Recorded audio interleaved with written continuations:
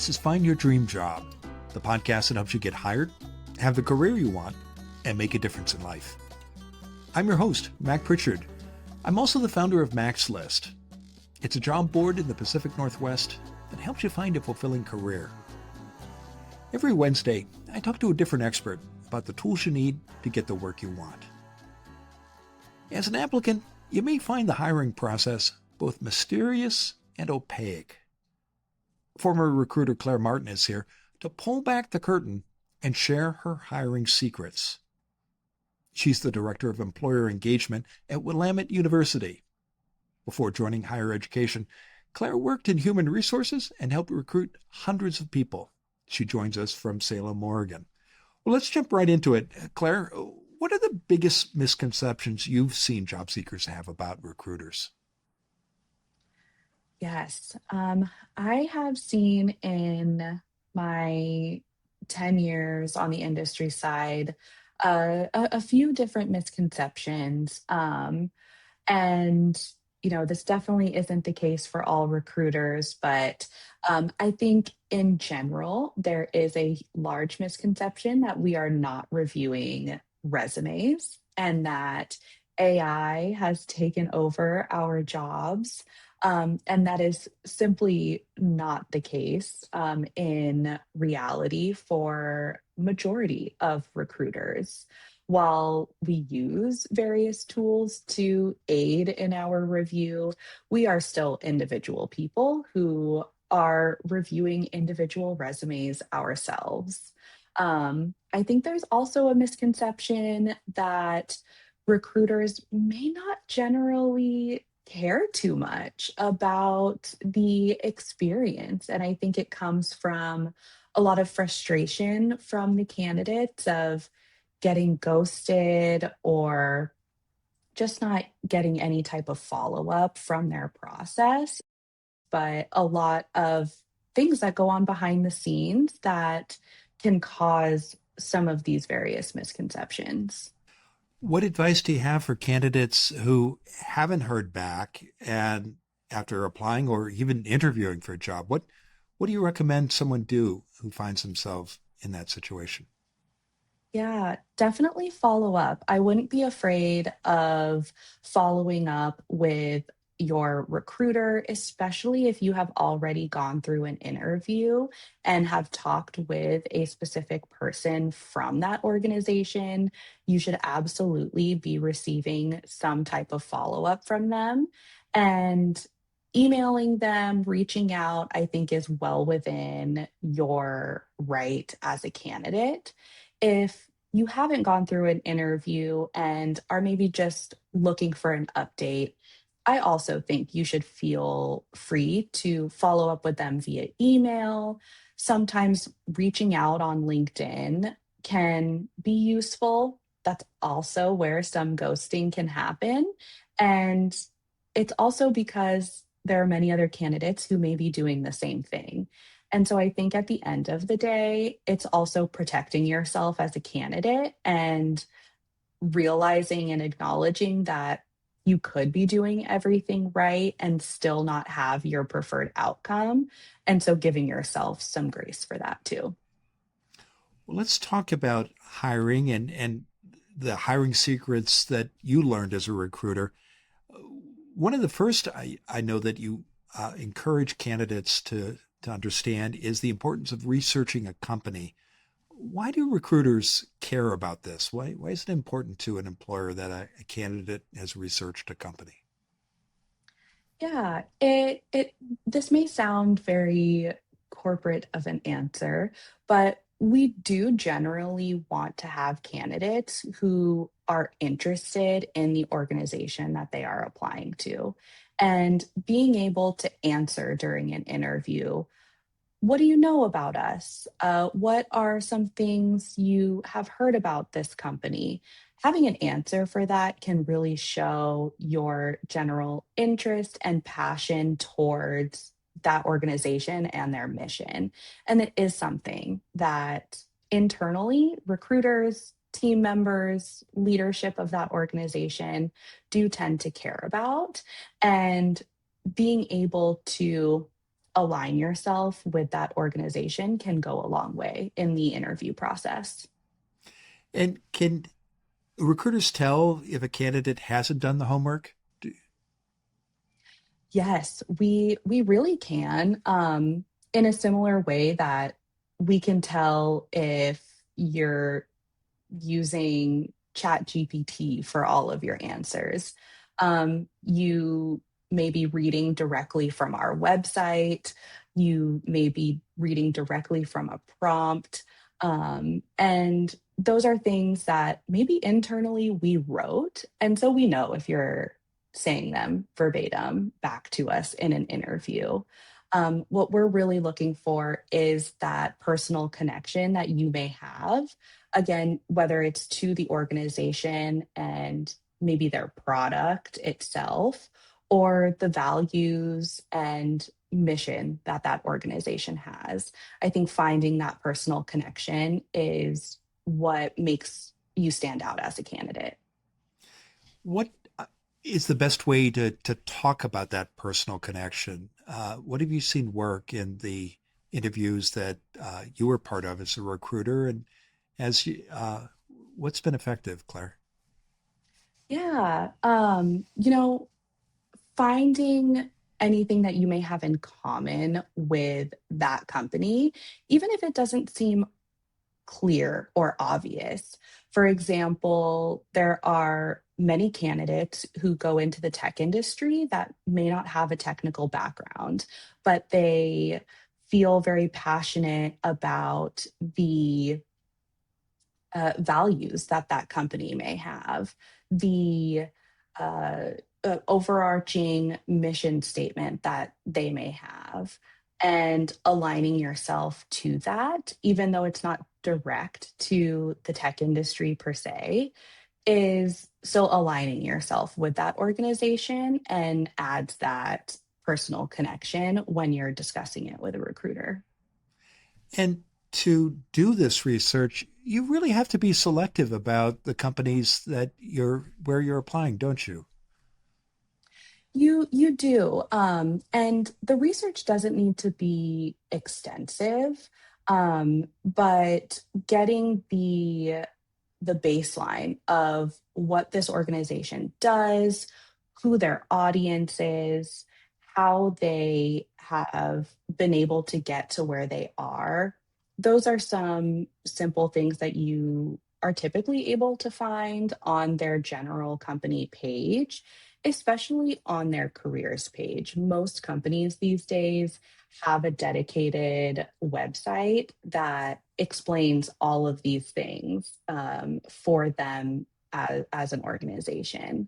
Um, and to help candidates determine when they should be diving in to a company, I often like to recommend having your applications fall within two buckets. One being the quantity of applications, where these may be companies that you aren't as interested in. Maybe you don't have the most personal alignment or passion towards it, but you are wanting to apply to get your name in the ring. And then you have the other bucket of more intentional applications. And these are the ones where maybe there's some of your dream companies, organizations that you do feel closely aligned with. And those would be the ones I would recommend dedicating more of that time to do the in depth research. All right. Let's pause there, Claire, and take a break. When we come back, Claire Martin will continue to share her hiring secrets that she learned as a recruiter. Stay with us.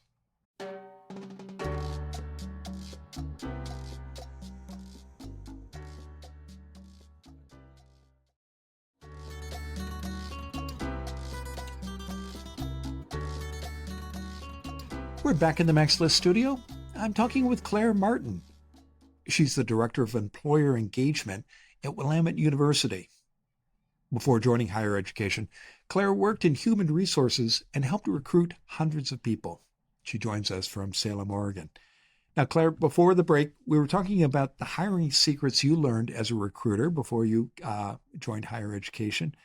And we talked about some of the frustrations candidates might experience during the recruitment process, and you began to share uh, this hiring secrets that you learned in your time as a recruiter. You talked about the importance of research, doing your homework, and knowing about a company so that you can be prepared to talk about that in both applications and interviews. A second hiring secret you have, Claire, is that the importance of details. What details do you have in mind exactly, and why do recruiters care about these details? Yes. And some of these details that I'll mention may seem very trivial, but can actually have a fairly large impact when recruiters are reviewing your application materials. For example, I always like to recommend paying really close attention to some of the small things in your resume. For example, any inconsistent formatting, spelling errors, small details like that may seem trivial, but to a recruiter, it can show a lack of attention to detail. And to candidates, as you are reviewing job descriptions, you are probably seeing attention to detail as a very common qualification listed. And this formatting issue can be something small, but make an impact when a job has hundreds or again thousands of applications. How about your LinkedIn profile? What do recruiters think when they uh, search for a candidate online? And you all do that, don't you, when you're recruiting? Yes. Yeah. Oh, we definitely go to LinkedIn. I would say a majority. I've seen in a few different reports in the past year that around 97% of recruiters, hiring managers, talent acquisition teams use LinkedIn as a secondary source when reviewing application materials. And so having a comprehensive LinkedIn profile can be key to standing out as a candidate. And the details still apply. For example, not having a photo on your LinkedIn may seem very small, but to a recruiter, it could actually be a sign that maybe this individual doesn't exist. Maybe it is a bot account. Similarly, when there are fraudulent job postings, there are fraudulent LinkedIn pages, and that can be an indicator. So paying attention to those details is key. Okay. Any other details that just scream out to a recruiter that when they're looking at a LinkedIn page and they say, "Oh, I wish the candidate had done this or not done that," that come to mind besides the photo or the possibility that the page might be fraudulent? Yes, I always appreciate and I think many recruiters appreciate having something filled in that about section for any individual's LinkedIn profile. I like to call this section the more updated cover letter where you can use this to tell your story. Go beyond the experiences that you've had and tie them directly to the passions that you have and the impact that you want to make. And this can help signal to a recruiter not only your passion for what you're hoping to do, but your also level of commitment when you're having a completed profile. Okay, so use your about section to show both your passion and your commitment. Um, I know another hiring secret that you learned when you were recruiting was the importance of showing up as yourself. In your experience, Claire, do people not try to be somebody other than they are when they are applying for a job? And if that happens, why does that backfire? Mm, yes, it's often not intentional. And I do typically see this when I'm working closely with students or those maybe early in their career, but it can absolutely be any candidate who is on their career journey. I think the invention and increased use of ChatGPT or other AI tools to prepare for interviews has led to a bit of this rise in seeming maybe false in interviews or creating a mismatch when you are hired, sounding one way in your interviews and then not being that way when you're hired. The importance here is once you're hired and you no longer match what you appeared to be in your interview, this can lead to just a lot of complications down the road while you are employed. You've mentioned AI and ChatGPT and other similar tools a number of times now. Uh, and I was surprised to hear you say that people actually would read answers generated by AI. How often did you see that happen in your time as a recruiter? And uh, how quickly could you tell that that indeed is what was happening? Yes, I thankfully didn't see it too many times while I was recruiting, probably a handful of situations myself. But I've also heard this from others in the field that it is becoming more common practice during interviews to type a question as it's being asked by the recruiter and reading what is prompted. And we can generally tell for a couple of different reasons. One may be this new answer of yours may not match the typical speaking style that you have previously been conducting yourself in during the interview. It can also lead to additional complications if you are hired. For example, if you don't know an answer and you're looking it up, that won't help you down the line when all of a sudden you're in this job that maybe you didn't have all of the information for. And I think it scares candidates during the interview to not know an answer. They'd rather chat GPT it. But again, thinking about these long-term complications may change your answer there. What's a positive way that you recommend candidates use AI from a recruiter's point of view? How can it be a useful tool for someone looking for the next job? Yes, it can definitely be useful when you are using it to maybe help you formulate your answers in a more clear and concise manner.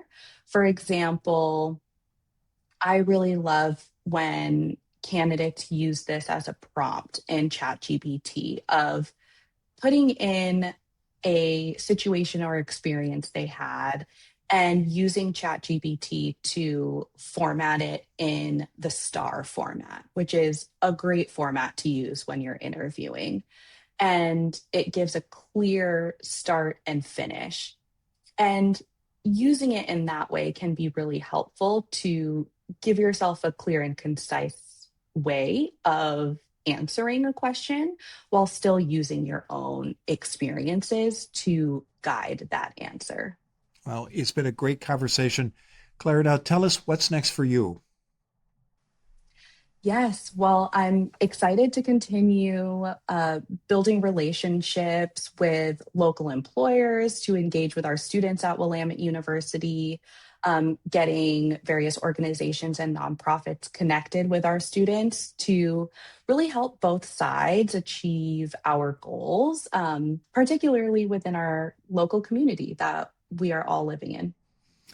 Terrific. I know that our audience can learn more about you and your work at Willamette University by visiting the Willamette University Career Development site, as well as connect with you on LinkedIn. And we'll be sure to include URLs for both of those sites in the show notes. When you do reach out to Claire on LinkedIn, please mention you heard or saw her on Find Your Dream Job. Now, Claire, given all the great advice you've shared today, what's the one thing you want our audience to remember about the hiring secrets you learned as a recruiter that you've shared today? I would recommend showing up as yourself. That is always the best and single advice that I could give. Next week, our guest will be Jennifer Schwartz. She's an executive and life coach. Jennifer supports high achievers who've checked every box and still feel something's missing. Tell your friends you're ready to change jobs, and they will ask you this: what are you looking for? Sounds like a simple question, doesn't it? But your answer makes a huge difference in the success of your job search. Join us next Wednesday when Jennifer Schwartz and I talk about how to answer the question, what do you really want? Until next time, thanks for letting us help you find your dream job. This show is produced by Max List. Susan Thornton-Hoff schedules our guests and writes our newsletter. Lisa Kislenberry Anderson manages our social media and creates our transcripts. Our sound engineer and editor is Anna McLean, and our music is by Freddie Trujillo. This is Mac Pritchard. See you next week.